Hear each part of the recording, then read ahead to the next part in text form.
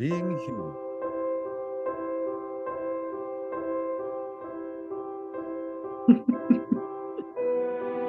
Very human of you. My dog is the best person in our house. Don't tell your wife uh, that. well, all right. Being human, Emile, I have a survey, a being human survey, and I'm going to ask you 12 questions, all metaphysical, life-based questions. So, all Understood. right, number one, what don't you understand about people in general? I think exactly what we were talking about earlier, that how you can get sucked into the negativity around you and lose appreciation for the beauty that is life around us and everything it offers you. All right. If there's one thing that you could change about your amazing childhood, what would it be? I think access to seeing my mother's parents more. I've formed a great relationship with them now as a young adult, but I think that was lacking in my early childhood, and family is so important to me. And so, what advice would you give your younger self? It all works out, it gets better, and you are so fortunate in the people around you, and you don't even know it. Do you trust yourself? 100%. 100%. What makes you so confident? I am, again, thanks to Betsy, my grandmother, I have a certainty in myself. And while I'm far from perfect, I think that certainty allows me to be confident in my decisions and in the choices I make and the people I surround myself with. Oh my God, it just reminds me how important it is to have that strong psychological foundation when you're young, because your entire life is lived off of that. And if Mm-hmm. and if that foundation is uncertain or unsteady, like if for so many people are beaten down psychologically or neglected, and their entire life they have that stamp on them. And you know Yep. what I mean? And you have this amazing, I guess, positive stamp that your entire life is overshadowed by this really, not overshadowed, is boosted or bolstered by this amazing, strong psychological foundation that was instilled in you. So God bless Betsy one more time, and all of the God bless her. caregivers that were raising you. Okay, Absolutely. why are so many people standing in their own way, their own worst enemy? That's a good one. Uh, I think probably they don't know that they are. Um, I think we limit ourselves because of lack of confidence, or we underestimate ourselves. And I think that's the largest barrier. Like you said, you have the power to make a decision. You have the power to change your life right now. What it takes is that drive and that determination to do so. And I think because of lack of confidence, most people or the people who hold themselves back Mhm. are lacking in that. All right, you mentioned today that kind of the challenges of our world are daunting, and there's only a handful of people that take them seriously. So what gives you hope for the future?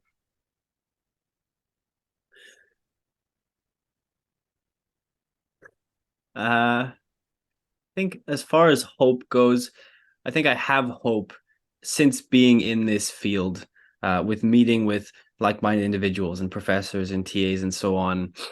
I'm constantly impressed by the hard work that goes into conservation as a field and the research being done and the people behind it. I think are good, strong, interesting, and driven people. And I think if anything's gonna help us, it's gonna be people like that with that Yeah. mindset. All right. And so what's one thing in your estimation that needs to happen for this world to be a better place? I think once again, I really like this and I live by this is a positive mindset, Growth mindset. growth mindset, positive I keep mindset, hearing that positive from the outlook. kids. Is that it's like a buzzword these days? Growth mindset? You definitely hear it, absolutely. But I think uh, it might not be. I don't use it from like a career perspective or something like that. I think it's very much emotional development for me, which kind of relates to the wisdom development that you did with Betsy and that same kind of a stream. I think Yeah. it's mental growth, personal Yeah. growth. Well, what can you do to make your life more meaningful? I think what makes my life meaningful to this day is the human connections I've formed. The people around me, more than anything, is what I value, and it's where I find comfort. And so increasing that, making that effort, and I think just continuing to search for people who would form those important connections with me, with meaningful, deep, open, and unfiltered connections. I think that would make my life more meaningful. Do you believe in karma, or that you're living a kind of, or paying off a karma in this lifetime from something in the past? From a previous lifetime, I would say no. Um, I think the notion of karma as it's defined, like you do good and good comes back and it's going to come back. I don't think I believe in that. I do believe in putting good out into the world, though. I don't Why? necessarily. Is it I just think sort of, yeah, go ahead. because it makes others feel good and it makes me feel good, and I think that feeling, if nothing else, it's maybe a little, hedonistic, but Yeah, the it feeling reminds me of of that doing saying good, that any act, a small act of kindness goes a long way, right? it It does, can have a high impact. So it's a very little investment for a high return. So why not do it, right? right? And it's Um, how, immediate too. how do you want people to remember you when you're gone? No, that's a good one. As a 19-year-old, I don't know if I've gotten there, but I would say passionate, enthusiastic, and empathetic, I would hope. Okay. And so what happens to people after they die? They decompose. You young people are so cynical. Like I said, young people always think nothing, nothing. But the older you get, the more you create a kind of mythology about death and afterlife. So why do you think it's important as you get older to have a belief in the afterlife? I think it creates a certain comfort with the idea of mortality, and it feels very far for me as a 19-year-old.